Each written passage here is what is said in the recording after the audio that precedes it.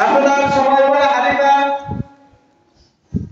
তুমি আমাদের সাথে কাফেলায় একসাথে যে সোয়ালিতে তুমি এসেছো হালিমা তুমি কি ভিন্ন সোয়ালি নিয়ে এখন রওনা করছো বলে না আমি ভিন্ন সোয়ালি নিয়ে যে সোয়ালিতে আমি তোমাদের সাথে কাফেলায় এসেছি না ঠিক ওই সোয়ালিতে আগে আমরা রওনা করছি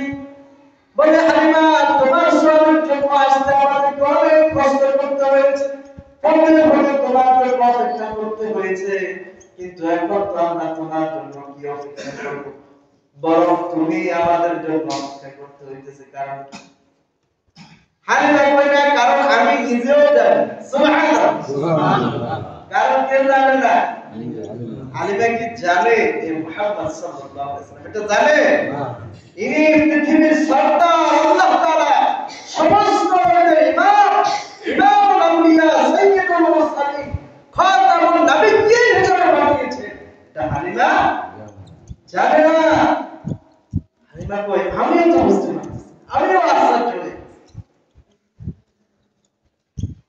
হালিমা তো সাদিয়ার যে এলাকা ছিল এলাকায় মরুভূমি ছিল দীর্ঘদিন পর্যন্ত অভাব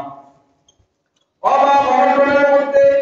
সেইখানে মানুষ ক্ষুধার যন্ত্রণায় ছটফট করে সেদিকে অভাব চলতেছিল দুর্ভিক্ষ চলতেছিল দীর্ঘদিন পর্যন্ত দুর্ভিক্ষ এমন দুর্ভিক্ষ মানুষের ফসল কোনো কিছুই সব বাদুয়ার মরুভূমি আর মরুভূমি কোনো গাছপালা জমি চাষ ফল কোনো কিছু উৎপন্ন হচ্ছে না পানিও ওঠে না গাভীর থেকে যে দুধ দহন করে খাবে ওই গাভীর কোলালের মধ্যে দুধ পর্যন্ত নাই এমন দুর্ভিক্ষ মানুষ এমন কষ্ট করতেছে যখন মুহাম্মদুর রাসূলুল্লাহ সাল্লাল্লাহু আলাইহি ওয়াসাল্লাম হালিমার কোলে ওই এলাকায় ভ্রমণ করলেন মুহূর্তের মধ্যে দেখা যায় কিছুদিনের মধ্যে এলাকার চিত্র ভিন্ন হয়ে গেছে সমস্ত গাভীগুলো মোটাতাজা হয়ে গেছে সমস্ত গাভী ওনাদের মধ্যে দুধ চলে আসছে হালিমা আশ্চর্য হয়ে গেলেন ব্যাপার হালিমা বলেন আমার কোনো দুধ ছিল না আমার কোনো শুকনা ছিল কিন্তু যখন আমি শিশু মুহাম্মদকে কোলে নিলাম তখন আমার স্তনের মধ্যে দুধ ভর্তি হয়ে গেল আমি মুহাম্মদকে দুধ পান করালাম মুহাম্মদ পেট ভরে দুধ পান করলো আমি আমার সন্তান